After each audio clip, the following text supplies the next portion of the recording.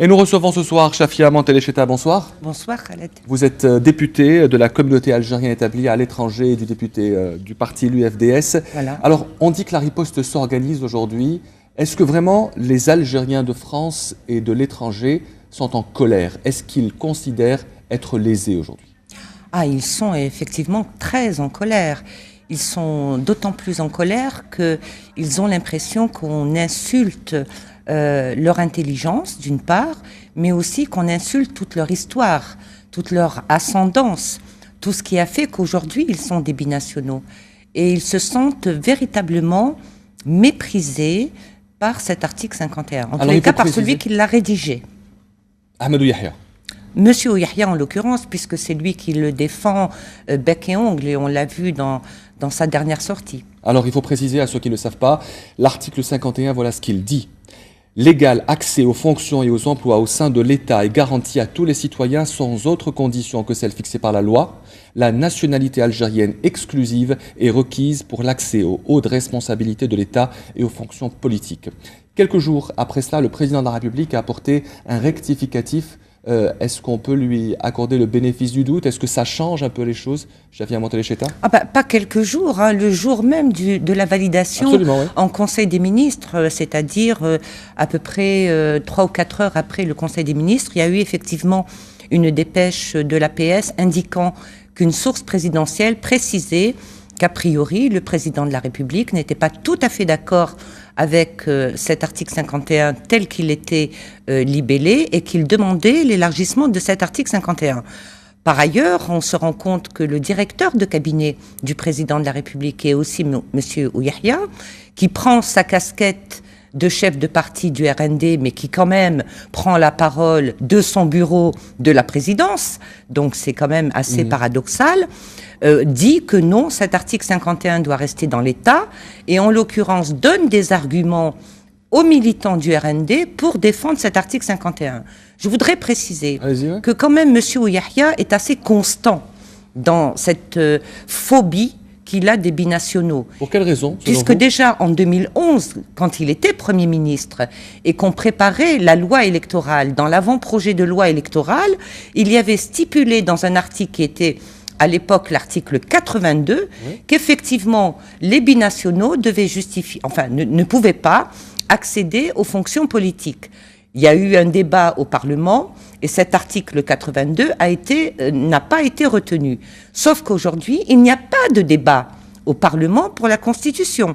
Donc on ne sait pas du tout comment va se terminer cette affaire d'article 51. Alors, on va parler d'une jolie contribution très poignante qui a été publiée dans Liberté aujourd'hui. Elle a été écrite par Bayassi Hassan Belhassine. C'est une Algérienne qui réside aux États-Unis, avec ce titre « Algérienne binationale, résidente à l'étranger et future citoyenne de seconde zone ». Nous allons voir cette contribution qui est sortie dans Liberté. Alors, cette Algérienne, elle dit des choses simples. Elle dit que l'Algérie, si elle adopte cet article, sera l'un des pays les plus discriminatoires envers la communauté établie à l'étranger. Elle dit qu'il n'y a que seuls 4 pays dans le monde qui l'ont fait, qui sont le Kyrgyzstan, le Kenya, le Nicaragua et la Colombie. Pourquoi est-ce que Ahmadou Yahya, beaucoup de membres du RND, d'autres hommes politiques disent que partout dans le monde, cette disposition existe?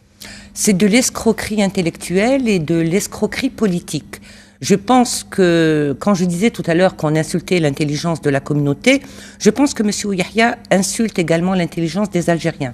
Alors moi, j'ai lu cette excellente contribution de Mme Bayassi Hassan aujourd'hui et je me suis intéressée au Kyrgyzstan, parce que c'est important quand même... Ce n'est pas, disons, une très grande démocratie. Je peux même vous dire qu'ils sont tellement pauvres qu'ils n'ont même pas une ambassade en Algérie.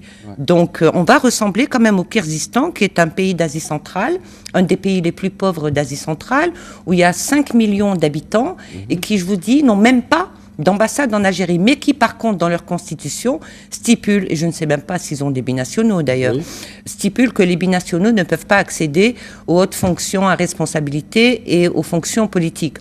Je trouve quand même assez culotté de la part de M. Yahya de vouloir nous renvoyer à ressembler au Kyrgyzstan. Alors c'est vrai qu'à un moment, il avait fait le parallèle entre l'Allemagne, le Japon et la Chine. J'ai envie de lui dire qu'il a été quand même chef de gouvernement et Premier ministre à peu près 10 ans. et qu'on aurait aimé effectivement qu'ils mettent le pays en état de marche pour qu'on puisse ressembler au Japon, à l'Allemagne et à la Chine. Il faut préciser qu'il y a beaucoup de membres du gouvernement, beaucoup d'Algériens qui ont eu de hautes responsabilités, qui avaient une double nationalité. Si cet article est voté, beaucoup de choses risquent de changer. Chafia Mantelé-Cheta. Écoutez, si cet article est voté en l'état, il faudra qu'au lendemain du vote de la Constitution, il y ait de profonds bouleversements en Algérie. Il va falloir un remaniement ministériel, bien évidemment.